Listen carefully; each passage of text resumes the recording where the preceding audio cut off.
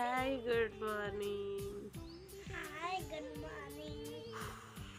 ಇಲ್ಲಿ ಒಂದು ನನ್ನ ಕೋತಿ ಮರಿ ಬಂದು ಕುಳಿತುಬಿಟ್ಟಿದೆ ನನ್ನ ಹೆಗ್ಲ ಮೇಲೆ. ನಾನಿಲ್ಲಿ ಜೋಕಾಲಿಯಲ್ಲಿ ಕೂತ್ಕೊಂಡಿದ್ದೀನ, ಇವನು ಬಂದು ಅದರ ಮೇಲೆ ಕೂತು ಇಲ್ಲಿ ನನ್ನ ಹೆಗಲ ಮೇಲೆ ಕೂತ್ಬಿಟ್ಟಿದ್ದಾನೆ ನೋಡಿ. ನನ್ನ ಪುಟಾಣಿ ಕೋತಿ ಮರಿ.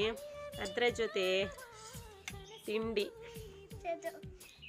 ತಿನ್ನಿಸುವ ವಿಧಾನ ನೋಡಿ. ಮಕ್ಕಳಿಗೆ ಯಾವ ರೀತಿ ತಿನ್ನಿಸ್ಬೇಕಲ್ವಾ,